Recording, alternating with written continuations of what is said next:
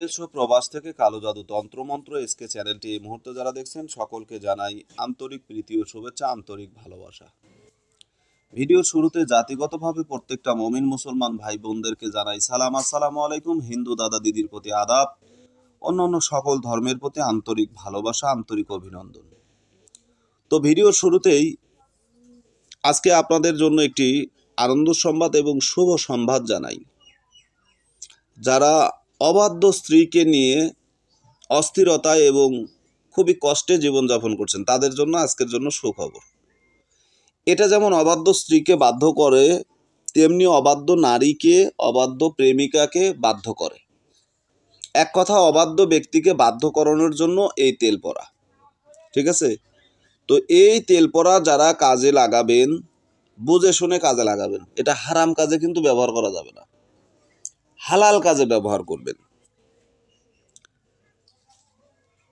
এই মন্ত্রটাকে অবশ্যই হালাল কাজে ব্যবহার করবেন, কেউ হারাম কাজে ব্যবহার করবেন না। আমি বলে দিচ্ছি, এর পরেও যদি এটার কেউ অপব্যবহার করেন, খারাপ উদ্দেশ্যে যদি ব্যবহার করেন, খারাপ কাজে যদি কেউ লাগান, সেটা আপনার ব্যক্তিগত ব্যাপার। এই বিষয়ে আমি কিছু বলতে পারবো না, কারণ আপনাকে বললাম, নিষেধ করলাম, আপনি নিষেধটা শুনলেন না, মানলেন না। এখন আমি আপনাকে কিভাবে বোঝাবো যে আসলে এটা করা ঠিক না? যথেষ্ট বোঝানোর চেষ্টা করেছি, যথেষ্ট বুঝিয়েছি, তারপরেও আপনি বোঝেন না, তাহলে আমার তো এখানে করার কিছু থাকলো না। তো একটা কথা মনে রাখবেন, কাউকে আঘাত করে বা কাউকে ঠকিয়ে কেউ কখনো সুখী হতে পারে না। তো আপনি যদি কারো ক্ষতি করেন, আপনার ক্ষতি হবে। জেনে বুঝে কখনোই কারো ক্ষতি করবেন না। আর মাজলুম হয়ে জালিমের জুলুম সহ্য করতেছে সে ব্যক্তি অবশ্যই কিন্তু আপনার জন্য বরদোয়া করবে।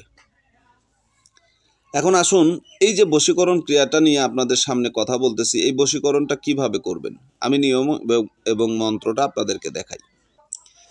এটা হচ্ছে মন্ত্র। প্রদীপে রহিয়া তেল জল জল করে, জ্বলিতেছে অগ্নি জ্যোতি তাহার ভিতরে।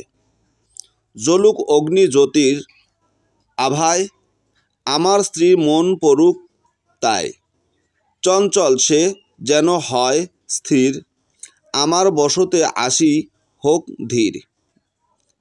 কামাখ্যা মায়ের আজ্ঞা লইয়া শিরে, তেল পরি দেই কামাখ্যা কিরে। কার আজ্ঞা?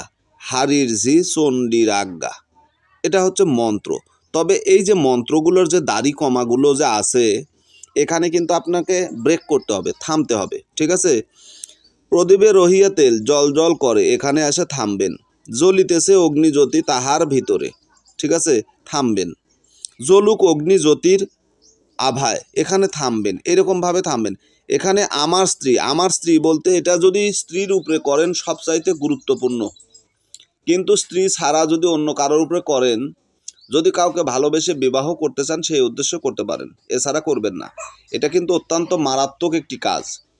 এই কাজ করতে দেরি হবে, আপনার কাজের সমাধান আসতে দেরি হবে না। অত্যন্ত পাওয়ারফুল একটা মন্ত্র। আমি আমার জীবন দশায় এটাকে অনেকবার অনেকের কাজে লাগাইছি, কাজ হয়েছে। আপনারা কাজ করবেন, ইনশাল্লাহ হবে। তবে খারাপ কাজে কেউ লাগাবেন না। এখানে নিয়মটা আছে। ঠিক আছে? এখানে নিয়মটা আছে। এই নিয়মটা দেখে আপনারা কাজ করবেন। নিজ স্ত্রীর নাম করে একটি মাটির অথবা তিলের প্রদীপ তৈরি করবেন। ঠিক আছে? পিতলের প্রদীপ তৈরি করে ওই পিতলের প্রদীপ অথবা মাটির প্রদীপে এই তেলটি সলিতা দিয়ে জ্বালাতে হবে। ঠিক আছে? পরপর 7 দিন প্রত্যেক সন্ধ্যায় প্রদীপটি জ্বালিয়ে উপরন্ত মন্ত্র 108 বার করে জপ করে স্ত্রী অবশ্যই স্বামীর বশীভূত হবে। ঠিক আছে? এই মন্ত্রটাকে 7 দিন প্রয়োগ করতে হবে, একটানা 7 দিন।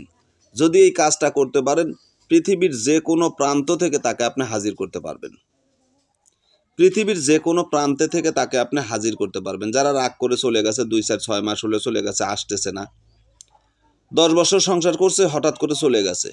15 বছর সংসার করছে, 4 ছেলের মা, তারপরে মনে করেন বউ স্বামী থুয়ে চলে গেছে, বউ বাচ্চা পরিবার থুয়ে চলে গেছে। এই সমস্ত মানুষকেও আনতে পারবেন। তো আশা করি বুঝতে পেরেছেন। ভালো থাকুন, সুস্থ থাকুন। চ্যানেলে নতুন হলে চ্যানেলটা সাবস্ক্রাইব করবেন, পাশে থাকা বেল আইকন বাজিয়ে দেবেন যাতে নিত্য নতুন ভিডিও সবার আগে সবার প্রথম পেতে পারেন। আজকের মতো এখানেই বিদায় নিলাম। আল্লাহ হাফেজ।